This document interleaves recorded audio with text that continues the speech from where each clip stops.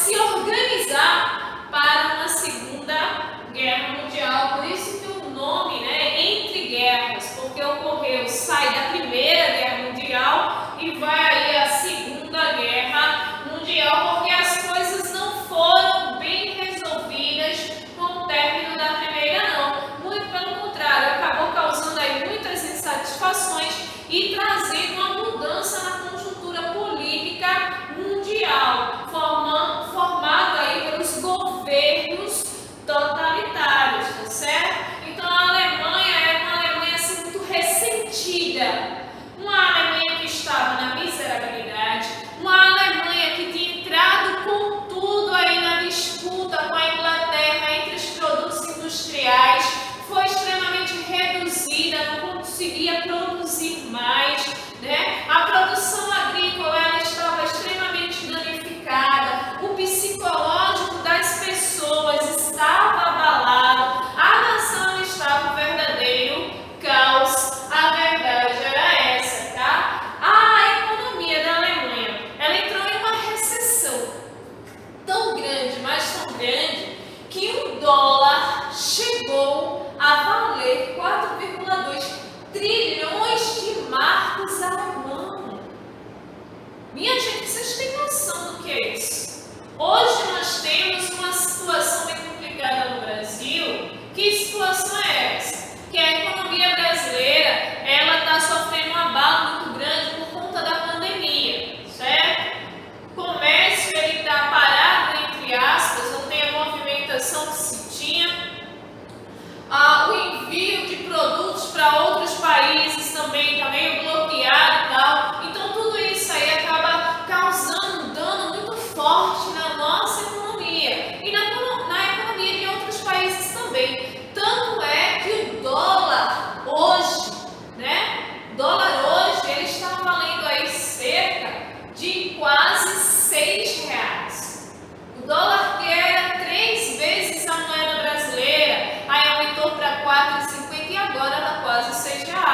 Isso significa o quê? Que a moeda brasileira ela está desvalorizada. Se a moeda brasileira está desvalorizada, onde um dólar custa quase R$6, imagine a economia da Alemanha nesse período, que um dólar custava 4,2 trilhões de marcos alemão. Então a situação estava muito complicada, a população estava, né, extremamente desgostosa, muito triste aí com essa situação que tinha se estabelecido. E o pior, né, a nação ela não conseguia se recuperar por conta dos bloqueios determinados pelo ditado de Versalhes. Então a situação econômica da Alemanha era muito complicada. As vendas tinham caído, porque aí eles não tinham mais para quem vender, porque o país ficou desvalorizado perante o cenário mundial devido ao envolvimento com a guerra, tá? A produção cessou, ela teve que parar, porque não há mais condições para isso. Os produtos ingleses voltaram com tudo, apesar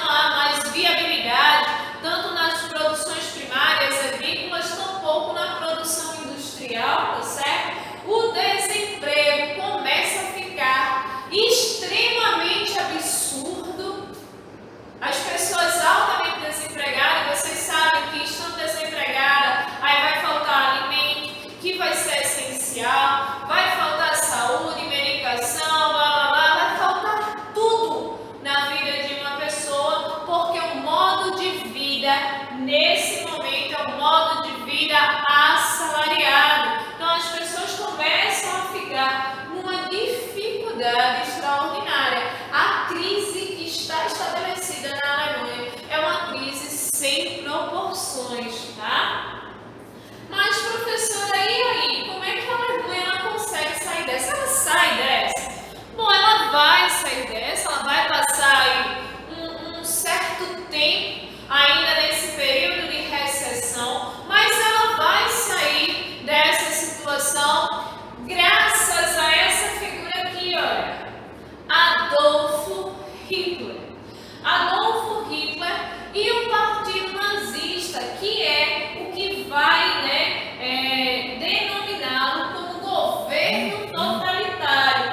Para começar, Adolf Hitler, inclusive tem um filme dele e tal, ele não era alemão, tá certo? Ele era aí austríaco, mas ele era extremamente patriota. Então, assim, ele morava na Alemanha e tal, ele era de família humilde, tá certo? Austríaco de família humilde e que ingressou no exército ainda no período aí da guerra, tá? Ele entra no ano de 1916 e ele vai fazer parte do exército. A princípio, não aí com cargos altíssimos, porque não era muito do perfil dele, muito pelo contrário, ele tinha aí uma veia artística, tanto é que um dos seus sonhos era entrar para a Academia de Belas Artes, vê que legal, né? Só que essa não foi a condição ao qual ele teve instalado quando surgiu aí o recrutamento de pessoas para participar do exército, convocado, o exército alemão, e participar da Primeira Guerra Mundial. Ele vai se alistar e ele vai fazer parte ali, e devido à questão de sua bravura, sua coragem, com o passar do tempo ele vai sendo aí condecorado, ganhando aí cargos e tal, e importância, e a partir daí ele já vai mostrar um caráter patriota demais, um amor excessivo pela nação alemã, tá? A partir daí, professor, ele já tinha essas ideias, tipo, bem cruéis sobre o nazismo e tal, sobre os judeus, sobre a raça ariana, sobre serem puros e blá blá blá. Bom, eles não tinham basicamente isso não, tá? Eles tinham aí a ideia de participar de um exército, de crescer em termos de condecorações, de cargo, patriotismo e tal. Ele só vai ter essa ideia firmada a partir do momento que ele vai conhecer aí o comunismo. O comunismo que vai ser instalado lá pela Rússia no ano de 1917, Então ele vai começar a conhecer essas ideias, mas só depois, ele se instala no exército, começa a crescer, tá certo? A guerra acaba e ele acaba trabalhando novamente para o exército. Então, quando ele trabalha para o exército, ele agora vai trabalhar com uma outra função. Acabam surgindo vários partidos políticos para tentar mudar ou não a Alemanha e tal, com ideias bem diferentes. Então, ele é contratado, tá? Ele é do exército, contratado pelo governo para fiscalizar, curiar, saber o que os partidos estavam tramando, quais eram as suas ideias, objetivos e tal. E em meio a esse trabalho de infiltração e relatórios e entrega ao governo e tal, ele acaba conhecendo o comunismo, tá certo? E a partir daí ele acaba fazendo parte de um partido político. Esse partido ele é chamado de Partido Nacional Socialista dos Trabalhadores. Opa! Eu começo a pegar justamente a classe social que está sofrendo demasiadamente com a crise na Alemanha. O que acontece, tá? Essa classe social aí dos trabalhadores que já tem aí um desemprego muito em alta, seria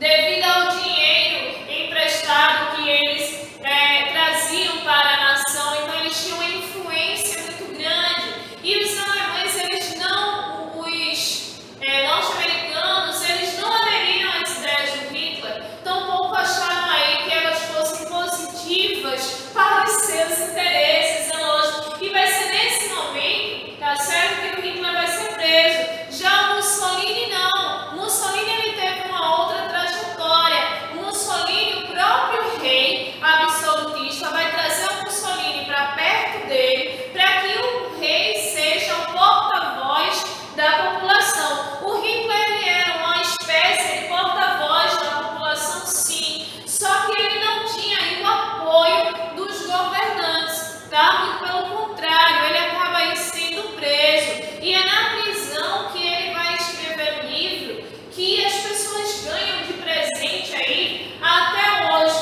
Como eu não sei falar alemão, bom, eu vou dizer aqui a vocês em português, tá? O nome do livro é Minha Luta. E esse livro, ele teve uma grande repercussão desde o período que ele foi aí lançado até os dias atuais. As pessoas ganhavam de presente de casamento, de presente de aniversário, de dia dos namorados e tal. Isso porque o Hitler já vai começar a colocar aí no papel as suas ideias, né, de tentativa de levantar o ânimo da população alemã, de torná-la aí suprema, falando sobre a superioridade da raça ariana. Então ele vai trazer tudo isso aí. Ele também vai trazer, né, uma culpa muito grande dos judeus em relação à derrocada alemã. Então ele já vai começar a plantar na população, tá, essa ideia, a ideia de que os judeus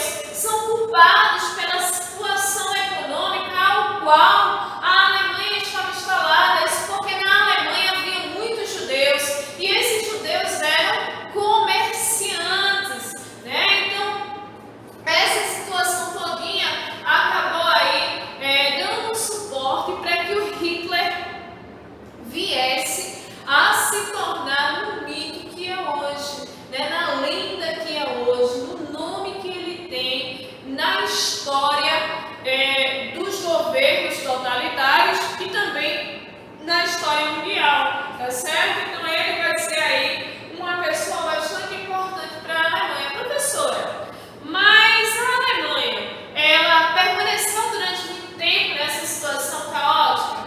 Bom, ela vai permanecer um tempo, sim, até o surgimento do Hitler como Führer, como líder de fato, tá? Líder da população. Até o Hitler assumir aí o poder da Alemanha, a Alemanha vai passar por esse período de recessão aí bem complicado, tá certo? Consequentemente, sua população também.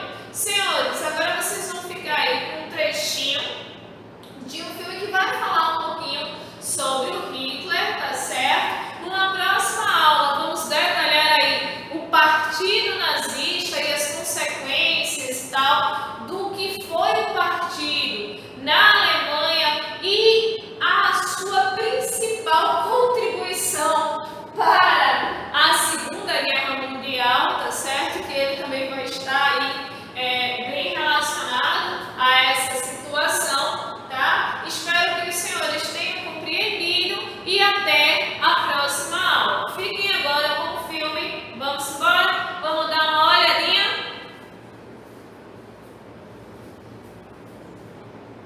A história de Adolf Hitler. Mundo oriental, mundo ocidental. Para onde seguirá? Este homem será o senhor do seu destino? Versão brasileira em Geddes, São Paulo.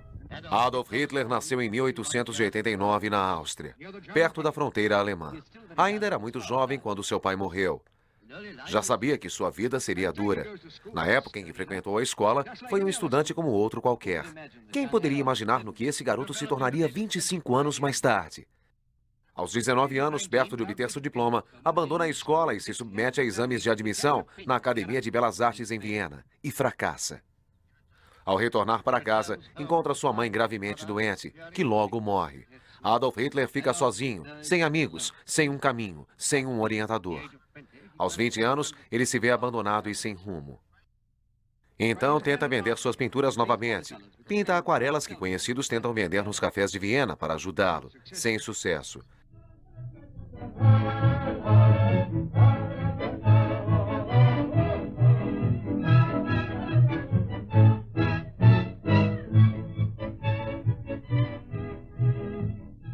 Então começa a fazer cópias dos grandes mestres e põe seu nome nelas. Desse modo, consegue se salvar, garantindo uma cama para dormir durante as noites, nos abrigos públicos de Viena. Aos 25 anos, esse austríaco viu o Kaiser Guilherme II declarar a Primeira Guerra em 1914. O Kaiser promete: vou guiá-los a uma era de maravilhas.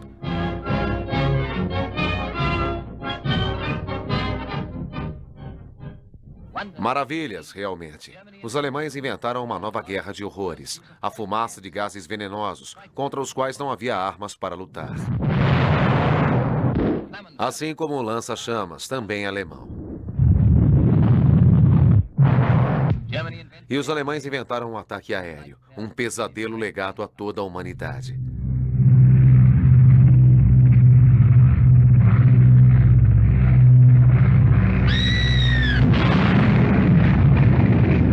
O Lusitânia. 1.200 homens, mulheres e crianças mortos desapareceram sem deixar vestígios. Os alemães inventaram um ataque aéreo, um pesadelo legado. Outra invenção alemã.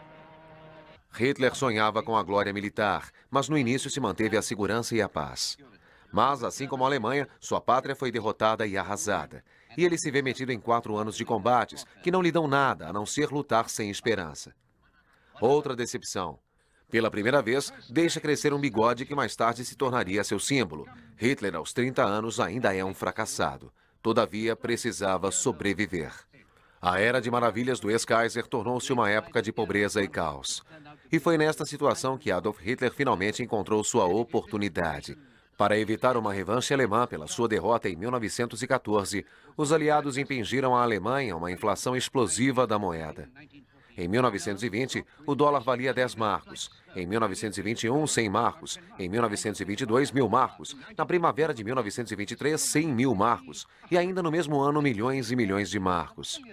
Até atingir o astronômico número de 4 bilhões de marcos por $1. E tudo isso infligido pelos aliados, que trouxeram a ruína para a Alemanha. O moral de uma nação inteira estava aniquilado. Terreno amargo, mas ainda assim um solo fértil, para que em breve fossem lançadas as sementes do nazismo.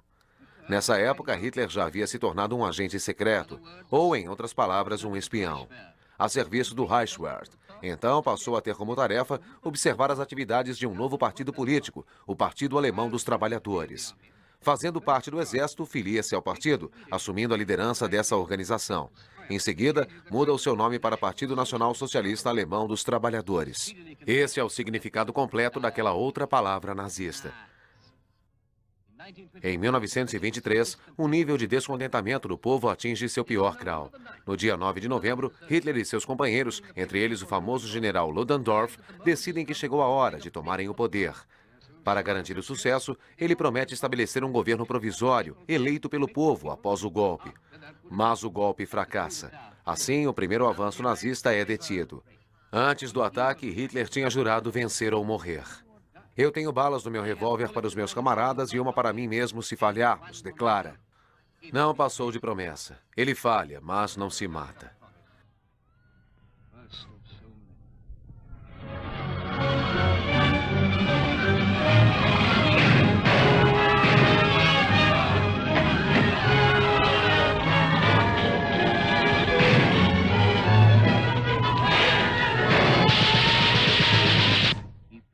Foge. Logo é pego e levado a julgamento.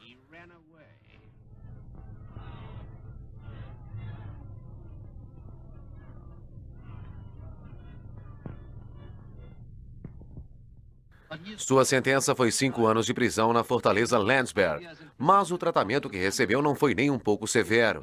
Então usou esse período no cárcere para escrever o seu famoso Mein Kampf, Minha Luta, o livro do destino da Alemanha.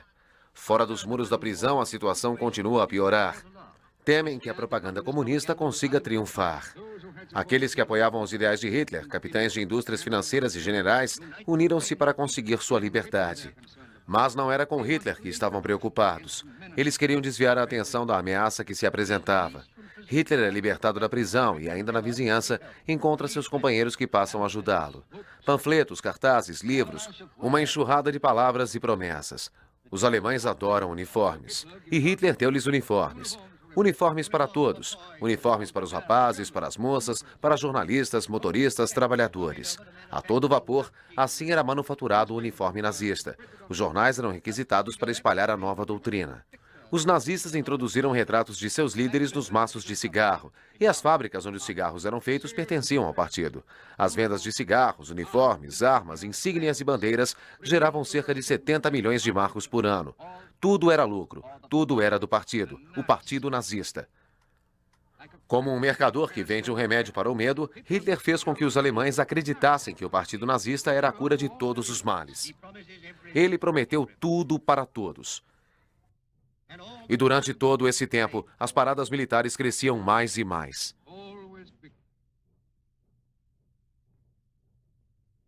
Assim, o povo na miséria, com fome e desempregado, buscava as fileiras da organização nazista. O pequeno grupo tornou-se um exército, o exército particular de apenas um homem. O homem que rapidamente se transformaria no ditador da Alemanha, ditador da própria Europa.